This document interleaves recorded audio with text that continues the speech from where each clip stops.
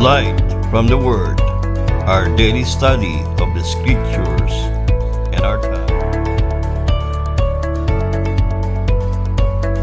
So ngayon po ay Genesis. Dapat nasa chapter 3 na tayo agad.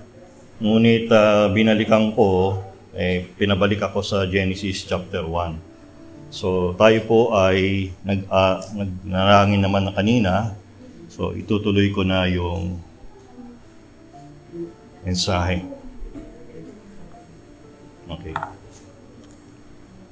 Nung ako ay ini-interview para maging supervisor sa isang semicon at nagtrabaho ko ng sandali lang doon, ay tinanong sa akin ng interviewee kung ano ang mga factors na yung iisipin kung ikaw ay magsusupervise o magmamanage ng isang work area. So, tinuturo yan sa engineering, miski sa college siguro, na may tinatawag na 6 na M sa English. Man, machine, method, material, milieu or location, and measurement. So, yan ay mga bagay na iyong ihahanda kung gusto mong mag-manage o magsimula rin ng isang negosyo. Pare, kung meron kang pera, magnegosyo na parang karoon ng 7-Eleven, pwede rin naman kung ikaw ay magnenegosyo ng sa malamig. Kasi kagabi napanood ko yung sa Rated K, yung tiga Cebu, na meron siyang sa malamig na nagti-TikTok, nag-aaral ng BS Criminology at siya pa yung tumatayong tatay ng kanilang pamilya. Kung 7-Eleven yun, ay siyempre yung man, ikaw yun, manager, at saka kukuha ka na mapagkakatiwala ang mga tao. Location, siyempre, hindi ka naman magtatayo ng 7-Eleven sa looban. Do yung Alphamart ay yun ang ginawa nila, loob-looban para hindi na lalabas. Tapos, yung mismong prangkisa ng 7-Eleven ay magbibigay sa iyo ng merchandise na ibebenta, material. Sila yung magte-train dun sa yung mga tao at yung sistema ng pagre-replenish nung nilalaman, resupply. So, ang iisipin mo na lang ay yung pagbabayad ng sweldo ng trabahador, electricity, saka water. At kung gusto mo, mayroon kang sikyo o maglagay ka lang ng CCTV camera. Sabi nung aking kasama sa trabaho na mayroon siyang 3 ng 7-Eleven, ay kailangan mo talaga ang CCTV camera. Kasi doon lang doon talaga lumulusot ang pera. Hindi mo pagkakatiwalaan yung tao. Mapagkakatiwalaan mo siya pag alam niyang mayroong tumitingin sa kanya. At saka yung mga nang-hold up ay nape-prevent pag nakikitang mayroong CCTV camera. So, yun yung mga bagay na dapat tandaan natin kung magnenegosyo ka o magpaplano ka rin ng iyong buhay. Kung hindi mo i-consider yon ay you are planning to lose, matalo. At yun ang kumisa na kulang, yung sinasabi kulang sa diskarte, ay kulang ng pre-planning o planning sa mga bagay na iyong gagawin. In fact, pwede ka naman magbasa ng libro, manood sa YouTube, o kaya magtanong ka sa taong merong kaparehong negosyo o trabaho. So, ang dami na pwedeng gawin. Mahiyain ka lang o batugan kung hindi mo gagawin yung mga bagay na yan. Ngayon naman ay tumagang ito, pag-aaralan natin ang unang pagtatayo ng unang pamilya na sinimulan ng Diyos. Tapos mamaya apply natin para sa mga ama o magulang sa kanilang pamilya. Okay? Basahin natin yung first part. Genesis chapter 1, 24 to 25. Sinabi ng Diyos, magkaroon ng lupa ng mga buhay na nilalang ayon sa kanya-kanyang uri, kind, ng mga hayop at mga nilalang na gumagapang, animals and creeping things, at ng mailap na hayop sa lupa ayon sa kanya-kanyang uri, wild animals. At ito ay nangyari. Nilikha ng Diyos ang mailap na hayop sa lupa ayon sa kanilang uri at maamong hayop ayon sa kanilang uri. At ang bawat gumagapang sa ibabaw ng lupa ayon sa kanilang uri, at nakita ng Diyos na ito ay mabuti.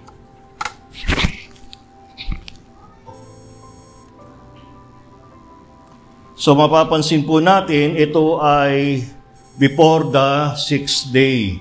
At bago pa doon, day 1 to 5 ay hinanda ng Diyos yung magiging environment ng tao. Hinanda niya. At ang huli niyang hinanda ay mga hayop na maaring makatulong sa Kanya. Later doon sa Genesis chapter 2, yung mas mahabang paliwanag, ay yun ang mga pinangalanan ni Adan. So yung ginawa dito ay yung mga livestock, small animals, and wild animals. At yun ay merong kakayahan na mag-reproduce according to their kind, species. So ibig sabihin, yung aso, pwede mag-crossbreed sa aso, pero hindi magiging pusa. Yung kabayo, pwede siya mag-crossbreed sa stallion o Arabian, whatever, pero hindi siya magkakaroon ng anak na tigre. So yung andun yung pwede mag-crossbreed within its kind, pero hindi pwede magkaroon ng monster, tuloy sasabihin ko. So yung ganon, paghahalo. Sa mythology lang yung mga nangyayari na may centaur o babayang mga nilalang na ganon. Okay. At sinabi ng Diyos na ito ay mabuti. Okay. So God equipped man with helpers. So apply po natin sa mga magulang at saka lalo na sa ama. Ngayon ay naiisip ko nang sabihin yung magulang dahil kung iisipin ay ama lang yung tinutukoy doon. Kasi sa panahon na ngayon ay nagtatrabaho na rin ang mga babae.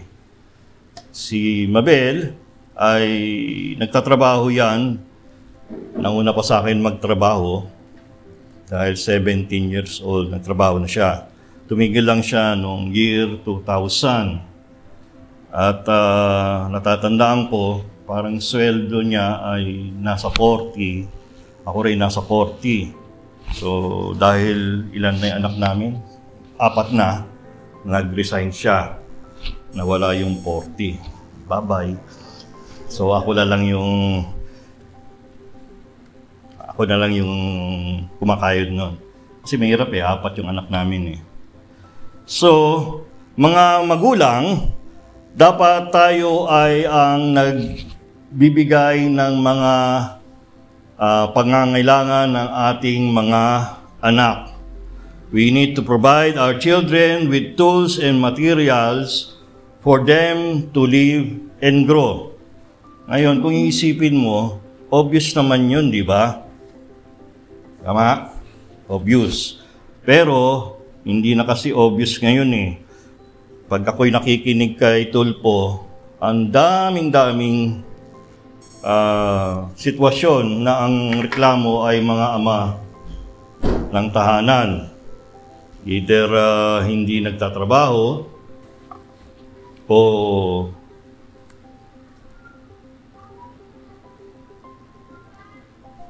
pagpasensyahan nyo yung salita ko, sinasabi ko lang yung sa tulpo, no?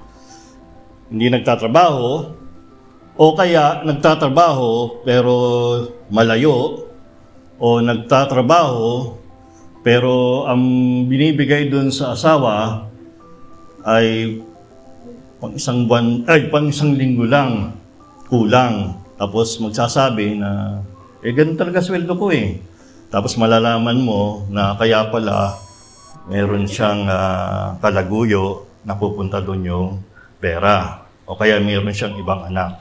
So, though obvious yan dati na talaga yung ama o yung magulang ang dapat nagpo-provide ng mga tools and materials para sa kanilang anak, dapat ulit yan sa ating henerasyon. Baka kasi kala nyo ay independence naman na ang mga bata. So, bahala na sila. Hindi pwede sa simula ay hindi ganoon, no? Yun yung ating goal paglaki nila. Pero pag nagsisimula, katulad ng ginawa ng ating Panginoong Diyos kay Adan, ay hinanda niya muna ang lahat ng environment. Kung isipin nyo, kuwari nung sa 7-Eleven, no?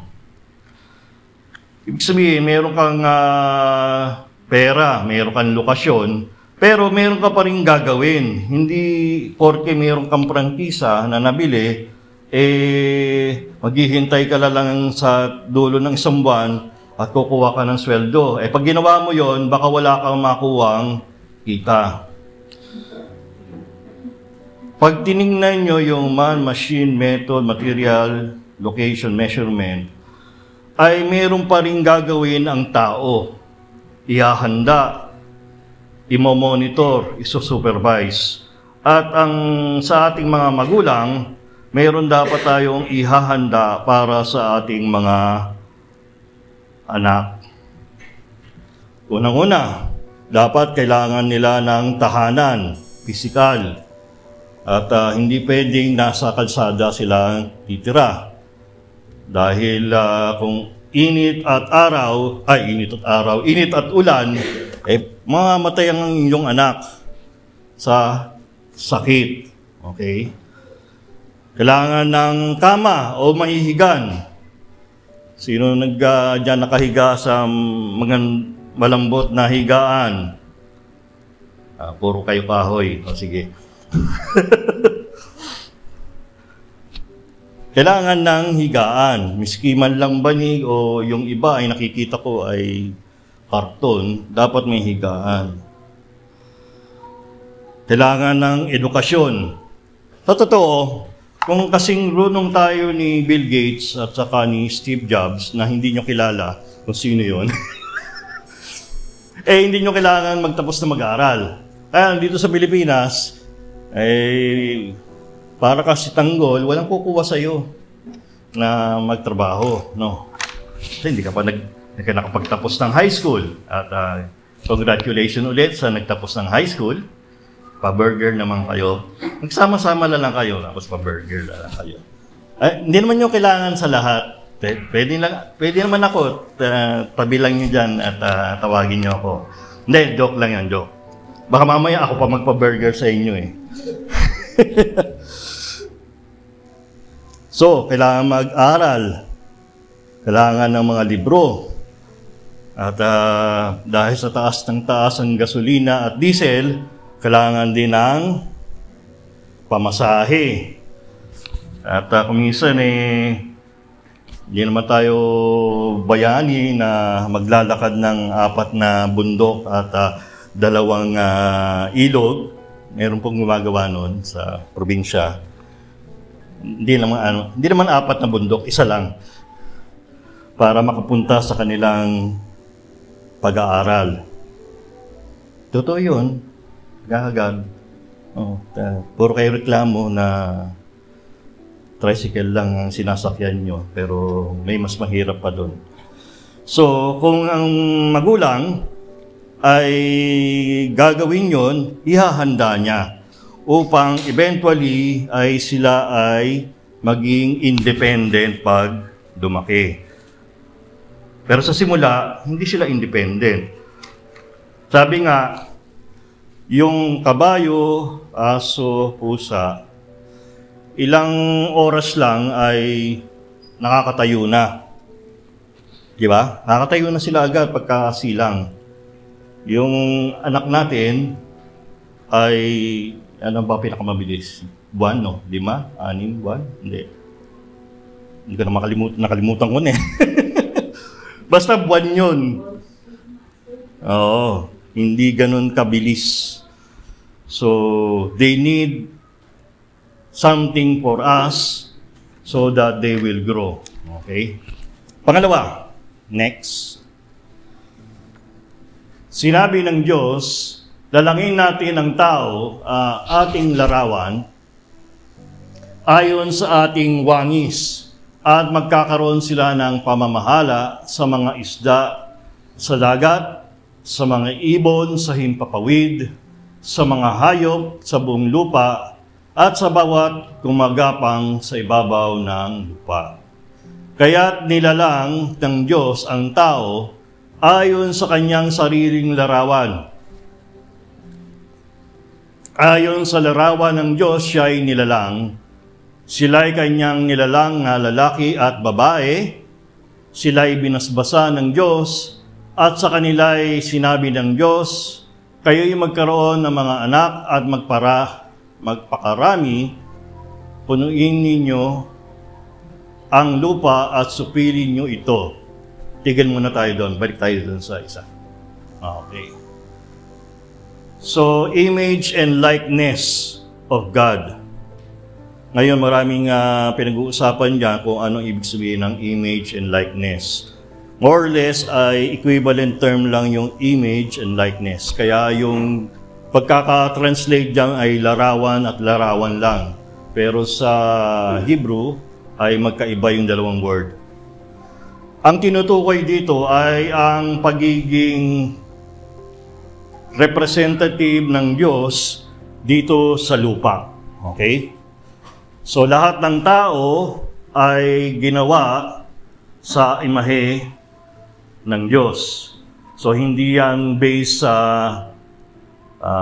skin, hindi yan based sa intelligence, hindi yan based sa wika, hindi yan based sa kung babae o lalaki ka. Lahat tayo ay may imahe ng Diyos. Maski tayo ay makasalanan. Ang problema lang doon, pag tayo ay makasalanan, yung part ng espiritu natin ay yun ang patay.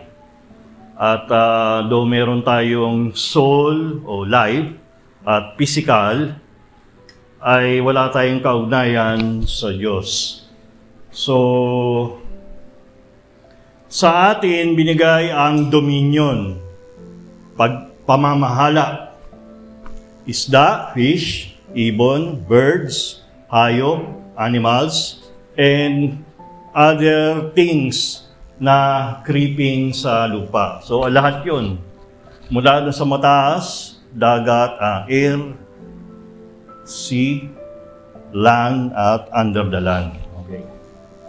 So, yun yung dominion. Merong pamamahala ang Diyos. So, ang tao.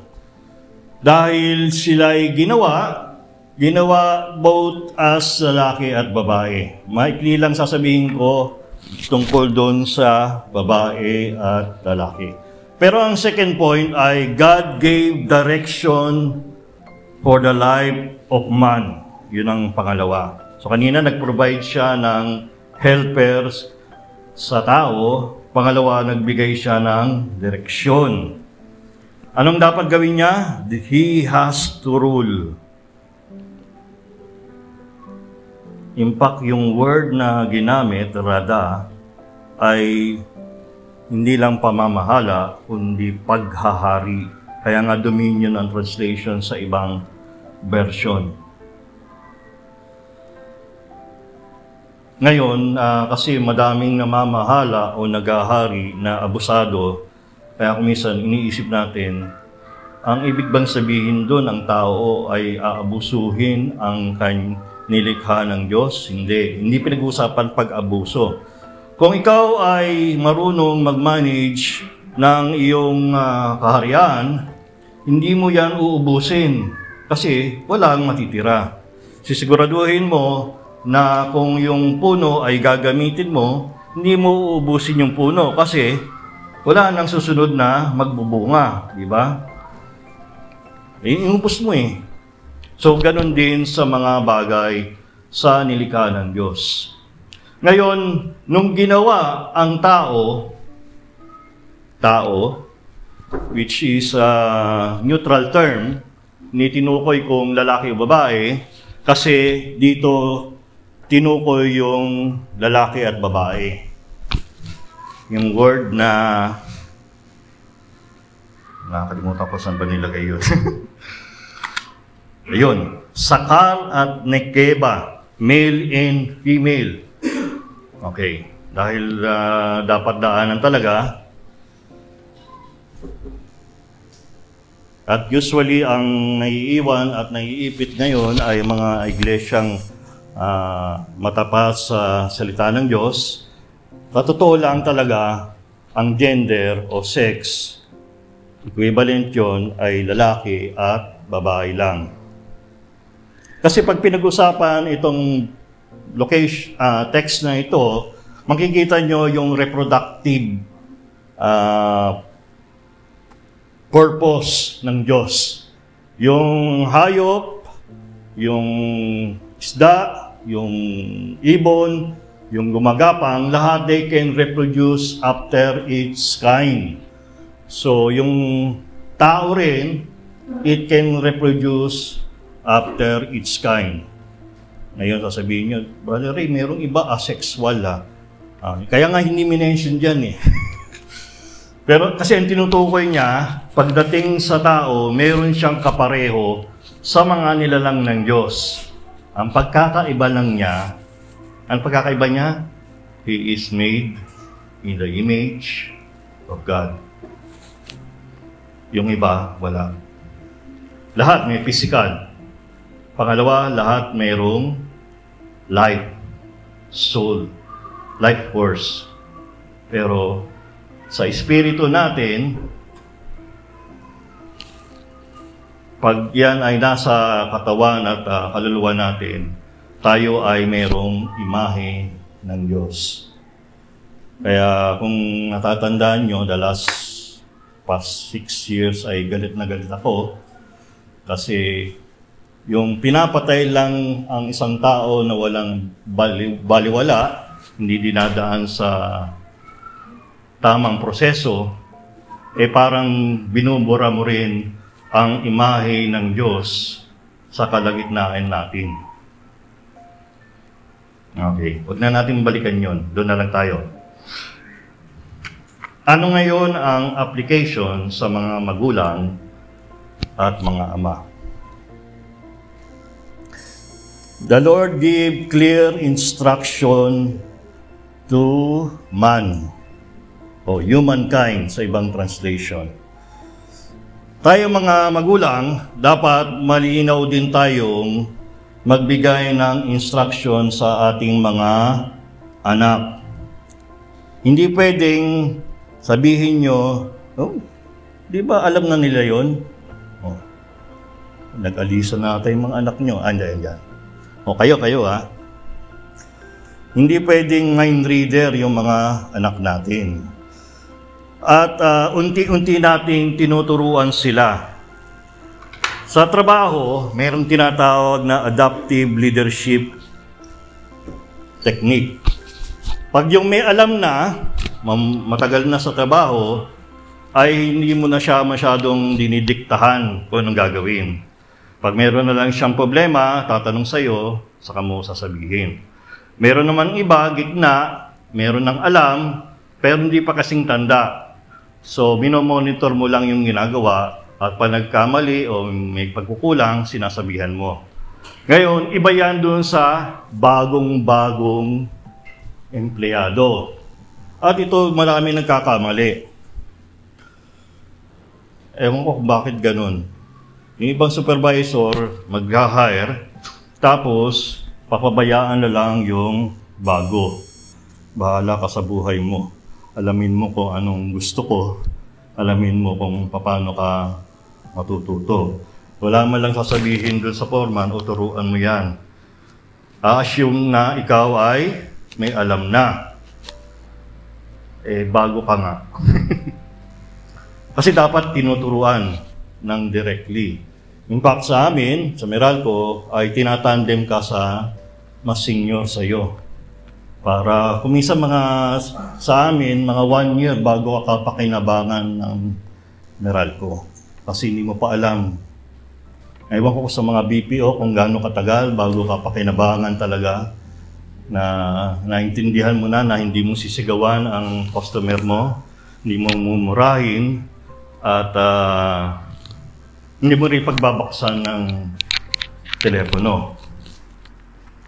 So, ganun din sa ating mga anak. Pag mga bata pa, maliwanag, huwag kang tatawid ng kalsada. Tinanong ka, bakit po? Kasi baka mamatay ka. Totoo naman di ba? Simple. Kasi pag in-explain mong madami yon, baka malito lang. Sasabihin mo kasi pag tumawid ka, baka mayroong dumating na sasakyan, tapos ikaw hindi mo tinignan na sa kaliwa at kanan, abutan ka. Pag sinabi mo yon, masyadong mahaba, di ba? Sa simula, sasabihin mo lang, huwag kang tatawid. Kasi later pwede ka nang tumawid. Pero tingnan mo muna kaliwa kanan, saka ka lang tatawid. Okay. So, if the Lord give us clear direction, dapat matuto rin tayo magbigay ng direction. Ewan po ba, may mga tao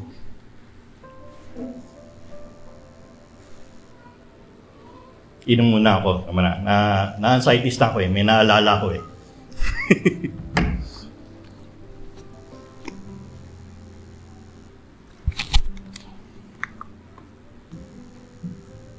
Kasi, minsan, yung nagtrabaho sa isang kumpanya, lumipat sa ibang kumpanya, i-assume na pareho lang yung paraan nila mula doon sa lumang kumpanya. Minsan iba rito. Pare, pagiging late. Okay. Doon sa isa, malate ka ng 5 minutes, okay lang. Doon sa isa, malate ka ng 5 minutes, maghanap ka na ng trabaho. Kaya yung iba dapat ay talagang ino-orient kung ano ang mga patakaran. Mga bata, ganun din. Piniliwanag natin, anak, mag-aral ka hanggang pag-uwi mo, dapat mag-aral ka lang. Hindi ka pwedeng manood ng TV, ngayon pala, hindi na pala TV. Huwag kang munang humawak ng cellphone. Kaya sasabihin sa'yo, daddy, magre-research ako. Re-research siya ng Google at saka YouTube. At pagkatapos nun ay TikTok na. Patayin na. Wala na. Ba't hininaan mo ang iyong cellphone? Yan. Kasi nga papatugtog So, yung mga bagay na yon ay clear. Pangalawa, mapapansin nyo yung pamamahala. In fact, dominion is a broad term. It is the mission of man. Yun ang ating end goal. So, yung mga ngayon lang naligtas sa Panginoon, kala nyo ay niligtas lang kayo sa impyerno, pero niligtas kayo para hindi lamang sa langit, kundi bilang tagapangasiwa ng Diyos dito. So, kung saan man tayo ilagay, tayo ay namamahala. We have dominion. At hindi tayo matatapos hanggang tayo ay hindi tinatawag ng Diyos. to our children, we should also tell them the broad mission that God gave them. Mga anak, hindi lang para yan ay guminhawa ang ating buhay, which is good, at makakain tayo ng 3 o 5 beses isang araw. Pilipino daw 5 beses talaga eh. Pipilit talaga, may recess eh. Saka may merienda. Meron pa nga 6 eh. Matutulog la lang, meron pa rin. Okay. Okay rin yun, yung manginhawang buhay. Impact ang ating mission sa buhay, pamamahala. Na ang ating buhay ay maayos kasi pwede tayong tumulong sa iba. At sa ating patotoo, witness, ay makikita ng ibang tao na sila ay lumapit din sa Panginoong Jesucristo. Hindi ko sinasabing pag mahirap ka, hindi na lalapit. In fact, mayroong mga mahihirap na lumalapit dahil makikita sa buhay mo na ikaw ay maprinsipyo, honest ka, mapagkakatiwalaan ka, at matuluhin ka. So, hindi ka naman umaangat talagang mayaman, pero ikaw ay ginagalang sa iyong komunidad. It is part of the broad vision ni Lord sa atin. So, ganun din tayong mga magulang. Huwag niyong tuturuan ang iyong anak na okay na, nakapunta ka na ng Saudi, okay na yan. O kaya, punta ka na ng Canada o Japan, okay na yan. Hindi yun ang end goal ng ating Panginoon sa atin. And it should not be the end goal for our children. May mga kwento na mga missionary, nag-aral sila sa England. Nakalimutan ko yung pangalan pero malamang matatandaan ko mamaya. Tapos minsan ay pumunta sa China, yung kanyang pangasawa, nurse, pero may background sa Chinese. Kinasal sila, nagtayo ng school. Pero nung nasa China, nagkasakit siya. So mga 9 years lang silang kasal, namatay siya on the 9th year. Naiiwan niya yung kanyang asawa. Ang pangalan ng asawa niya ay si Hudson Taylor, the founder of China Inland Mission. Pag nabasa niyo yung pangalan niya, siya yung misyonaryo na una ay nag-translate in Chinese, yung mga Bible. At pag nakita niyo sa Google, naka-costume tuloy. Ang damit niya ay parang Chinese. Unang-unang misyonaryo na nag-adapt sa environment niya. So, yung mga ibang kasabayan niya, siguro maganda ang buhay nila, pero matatandaan ka ba ng mga tao sa iyong ginawa para sa Diyos? Yun, matatandaan. Lastly, tama bang 28? Parang sandali lang Kasi kung minsan malito-lito rin ako mag-send ng ng text. O tama, 29. Okay. Sinabi ng Diyos, tingnan nyo, ibinibigay ko sa inyo ang bawat halaman na makakabinhi na nasa ibabaw ng lupa at ang bawat punong kahoy na may binhi sa loob ng bunga. Ang mga ito ay magiging pagkain ninyo. Sa bawat mailap na hayop sa lupa at sa bawat ibon sa himpapawid at sa bawat gumagapang sa ibabaw ng lupa, sa bawat bagay na may hininga ng buhay, ay ibinibigay ko ang lahat ng halamang luntiang bilang pagkain. At ito ay nangyari. Nakita ng Diyos ang lahat ng kanyang nilikha at ito ay napakabuti. Nagkaroon ng gabi at nagkaroon ng umaga ng ika-6 na araw. Pakibalik na lang. Makikita natin dyan na before the fall and before the deluge, ang pinapayagan lang kainin ng mga tao ay yan, halaman. So, vegetarian ang original na design sa tao. At maging yung mga hayop sa lupa, ibon sa himpapawid, binigay o yung mga gumagapang sa ibabaw ng lupa, ang binigay sa kanila ay yung mga green. So, vegetarian din sila. Okay? Pero, ibig sabihin dyan, binigyan ng pagkain ng Diyos ang mga tao at mga hayop. God provided food for man and even his helper.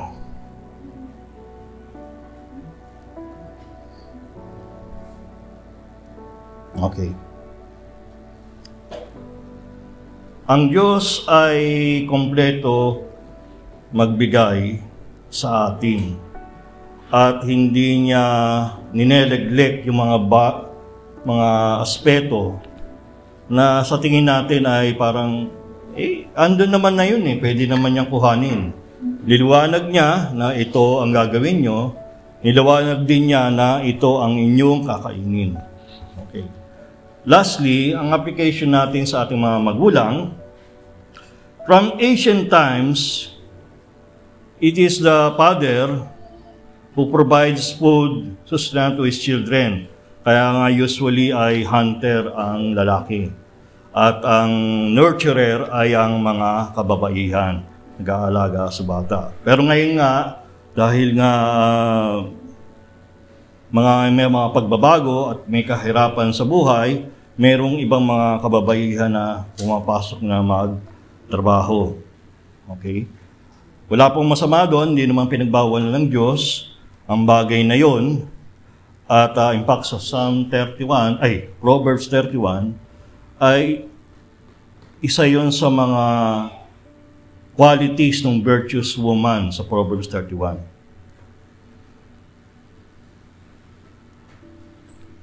Ito mga kabataan at mas lalo yung mga kalalakihan. Okay, madami namang kalalakihan, buti lang. Dati kasi madaming kababaihan dito Ngayon, madami ng kalalakihan. Ito mahirap sabihin dahil baka sabihin nyo unfair. If you cannot buy your own food, don't dream of having a family of your own. Kung ikaw hindi mo kayang pakainin ng iyong sarili, huwag kang mag-isip ng magkaroon ng pamilya. Sabi nga ni Don Henley, sometimes love is not enough. Tama ba? Sometimes love, parang merong mali doon Correct nyo nga ka doon. Hindi sapat pala kung hindi sapat palagi ang pag-ibig. Hindi mo mapapakain nga ang pag-ibig Kasi yung pag-ibig dapat nakikita. Kung hindi mo mapapakain yung iyong asawa at yung iyong anak, anong klaseng pag-ibig yon? Nakatago lang sa inyong puso. Hindi ko naman sinasabi na mangangarap kayo ng mayaman na lalaki, kayong mga kababaihan. Meron din tinatawag kasing late bloomer mga kalalakihan. At itong nakarang linggo lang meron akong kaklase sa high school, first year high school.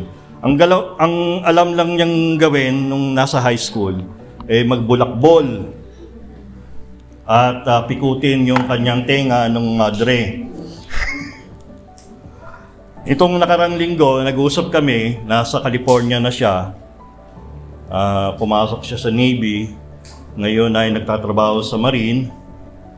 At yung kanyang 3 anak ay all college graduate. University of California yung isa. Yung isa ay biomedical engineer. Sabi ko, hindi ko ba ubos isipin na magkaroon ka ng mga anak na napagtapos niya. So may late bloomer naman. Kaya yung iba dyan na walang ka-ambition pa ngayon, magkakaroon niya ng ambisyon. Hopefully. In God's time, magkaroon kayo ng ambisyon. Sa Middle East, dyan nga nagkakaroon ng problema eh. Kasi sa kanila may dowry. Dapat meron kang ibibigay sa magulang ng babae. Minsan may baliktad, yung magulang ng babae ang magbibigay dun sa lalaki. Hindi ko alam yung difference. Kaya kung minsan ang hirap mag-asawa. Kaya usually, ba't nga ba napunta dun? Hindi, sasabihin ko kung minsan kaya yung mga lalaki sa Middle East ay nagkatagala lang sa lalaki rin. Kasi hindi sila makapag-asawa ang babae. Hindi naman ganun sa atin. Kaya magpasalamat kayo, nasa Pilipinas kayo. Oo, makakapag-asawa kayo, miski mahirap kayo. In fact, gusto nga natin yun eh. Minahal tayo, maski wala tayong pera. No? Ako ganun ako eh. Minahal ako ni Mabel na wala akong pera. Kasi kung minahal ako dahil sa pera ko, anong tawag doon? Businesswoman. Negosyante yung asawa mo.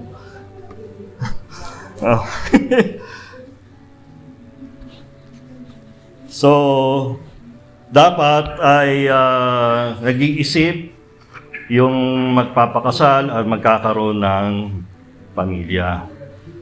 Kasi unang basic na basic yung pagkain eh. Hindi naman sinasabi na dapat ay mayaman na puro Jollibee palaging kakainin nyo. Talaga maghihirap kayo. Miski ako, kung palaging Jollibee ang kakainin ko sa tanghalian, lagpas ng 100 ng Jollibee, di ba? Kung kumain ka lang dun sa kantin nyo, baka 50 o 60 pesos, mayroong pang sabaw yon, mayroong ka pang gulay.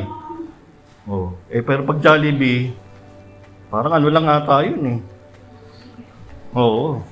Chicken na ba yun? Alam ko 200 na yung chicken eh. Hindi ka nagja-Jollibee ulit. Hindi mo alam. Okay. Uy! Tapos na ako. Hindi. Ito pala. Conclusion.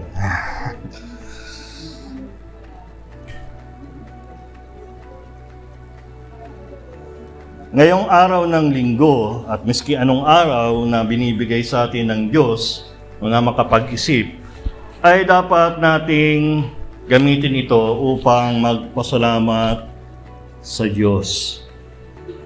Kasi bago pa man inisip natin, nagplano tayo, lahat ng ating lalakarin, nauna na siya. He prepared the way for us, ahead of us. Miski hindi mo pa siya iniisip, miski hindi mo pa siya pinapasalamatan, nauna na siya. Yung trabaho na hahanapin mo, hinanda na yung puso ng owner at saka ng supervisor. Miski yung supervisor na masungit sa iyo, kaya ikaw ay nagpupumilit ng maging maayos at masatisfy siya, hinanda rin yun ng Panginoon. Magpasalamat din tayo na binigay ng Diyos ang salita niya at kanyang banal na Espiritu. Ano pa yung kanyang binigay? Yun, napag-usapan namin nung Friday. Ito palagi pagkukulang ng mga Kristiyano. Sabi nila may Bible, may Holy Spirit naman. Pwede nasa YouTube. Ano nga yung kailangan? Fellowship. Kailangan nyo ng kapwa Kristiyano para mayroong matanungan, mag-encourage, maintindihan, mag-sharean. Sabi nga, it only takes a spark for the fire to keep burning. Pag ikaw ay nauupos na ang iyong apoy sa iyong puso, isama mo si Joseph, sigurado magkakaroon ng sunog.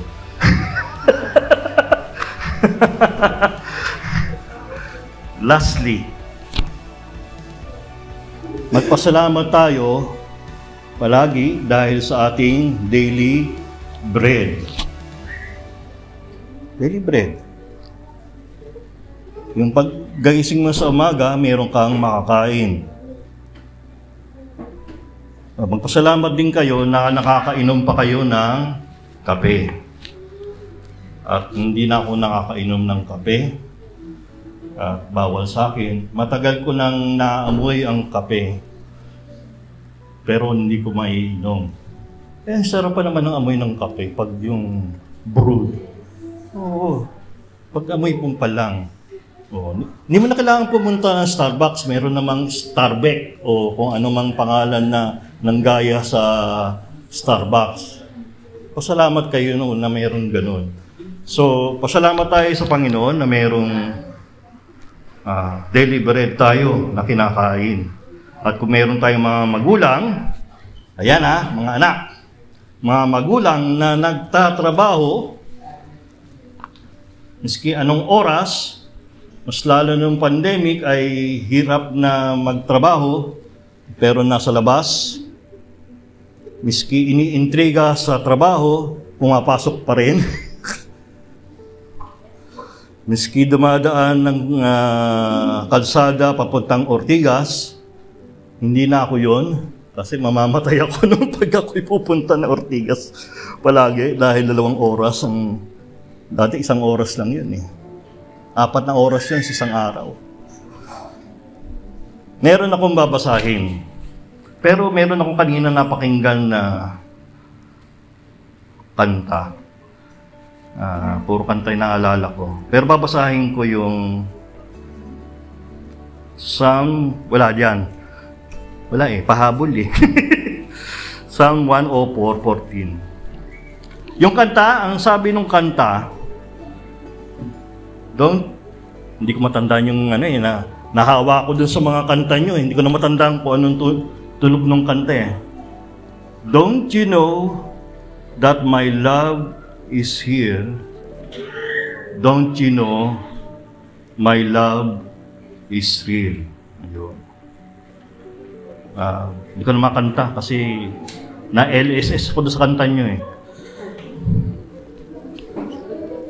Alam niyo yun.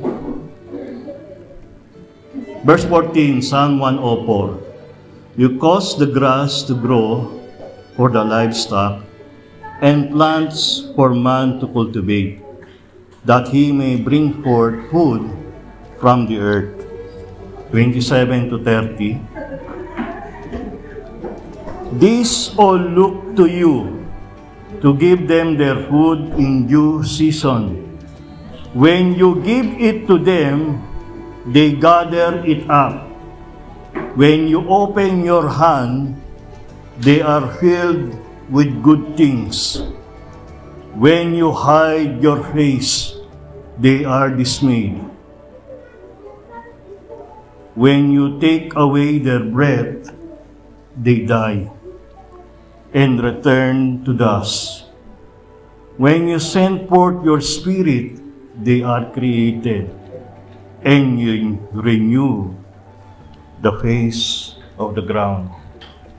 Mga kapatid, don't you know that God's love is here? Mga kapatid, don't you know that God's love is real? Tayo po'y manalangin. Please don't forget, subscribe.